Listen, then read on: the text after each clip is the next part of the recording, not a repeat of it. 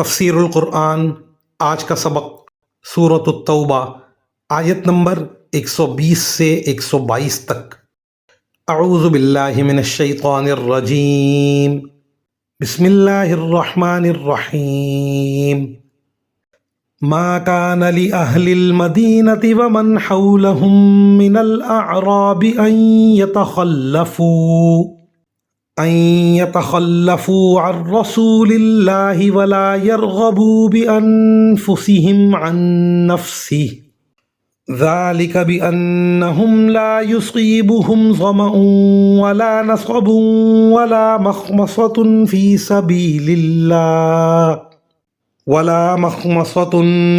سبيل الله ولا يطؤون موطئا يغيظ الكفار ولا ينالون من عدو نيلا إلا كتب لهم به عمل صالح إن الله لا يضيع أجر المحسنين ولا ينفقون نفقة صغيرة ولا كبيرة ولا يقطعون واديا إلا كتب لهم ليجزيهم الله أحسن ما كانوا يعملون وما كان المؤمنون لينفروا كافة فلولا نفر من كل فرقة منهم طائفة ليتفقهوا في الدين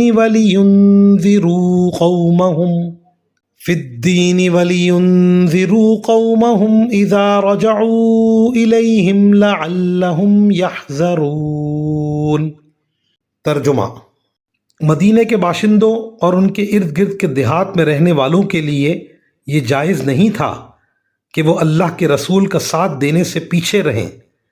اور نہ یہ جائز تھا کہ وہ بس اپنی جان پیاری سمجھ کر ان کی یعنی رسول اللہ صلی اللہ علیہ وسلم کی جان سے بے فکر ہو بیٹھیں۔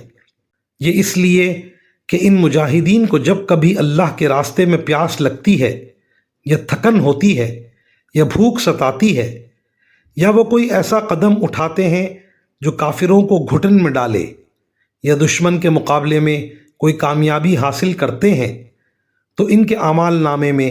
ہر ایسے کام کے وقت ایک نیک عمل ضرور لکھا جاتا ہے۔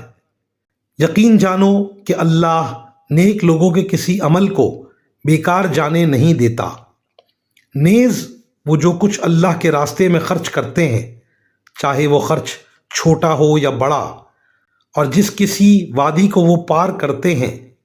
اس سب کو ان کے اعمال نامے میں نیکی کے طور پر لکھا جاتا ہے، تاکہ اللہ انہیں ہر ایسے عمل پر وہ جزا دے جو ان کے بہترین اعمال کے لیے مقرر ہے۔ اور مسلمانوں کے لیے یہ بھی مناسب نہیں ہے کہ وہ ہمیشہ سب کے سب جہاد کے لیے نکل کھڑے ہوں، لہٰذا ایسا کیوں نہ ہو کہ ان کی ہر بڑی جماعت میں سے ایک گروہ جہاد کے لیے نکلا کرے، تاکہ جو لوگ جہاد میں نہ گئے ہوں وہ دین کی سمجھ بوجھ حاصل کرنے کے لیے محنت کریں، اور جب ان کی قوم کے لوگ جو جہاد میں گئے ہیں ان کے پاس واپس آئیں تو یہ ان کو متنبہ کریں تاکہ وہ گناہوں سے بچ کر رہیں۔ ان آیات کی تفسیر میں مفسرین کرام فرماتے ہیں، سورہ توبہ کے ایک بڑے حصے میں ان لوگوں کو ملامت کی گئی ہے جو تبوک کے جہاد میں شریک نہیں ہوئے تھے۔ روایات میں آتا ہے کہ ان آیات کریمہ کو سن کر صحابہ کرام رضی اللہ عنہم نے یہ ارادہ کر لیا کہ آئندہ جو بھی جہاد ہوگا اس میں وہ سب جایا کریں گے۔ اس آیت نے یہ واضح فرما دیا کہ ہمیشہ کے لیے یہ سوچنا صحیح نہیں ہے۔ غزوہ تبوک میں ایک خاص ضرورت پیش آئی تھی جس کی وجہ سے تمام مسلمانوں کو نکل کھڑا ہونے کا حکم دیا گیا تھا، لیکن عام حالات میں مسلمانوں کو تقسیم کار پر عمل کرنا چاہیے۔ جب تک امیر کی طرف سے نفیر عام یعنی ہر شخص کو جہاد میں شریک ہونے کا حکم نہ ہو، جہاد فرض کفایہ ہے۔ اگر ہر بڑی جماعت میں سے کچھ لوگ جہاد کے لیے چلے جایا کریں تو سب کی طرف سے یہ فرض کفایہ ادا ہو جائے گا۔ یہ اس لیے بھی ضروری ہے کہ جس طرح جہاد امت مسلمہ کی ایک ضرورت ہے، اسی طرح دین کا علم حاصل کرنا بھی امت کی ایک اہم ضرورت ہے۔ اگر سب لوگ جہاد میں نکل کھڑے ہوں گے تو علم دین کی درس و تدریس کا فریضہ کون انجام دے گا؟ لہٰذا صحیح طریقہ یہ ہے کہ جو لوگ جہاد میں نہ جائیں وہ اپنے شہر میں رہ کر دین کا علم حاصل کریں۔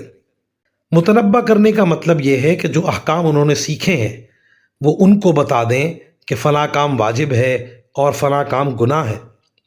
وآخر دعوانا ان الحمد للہ رب العالمین۔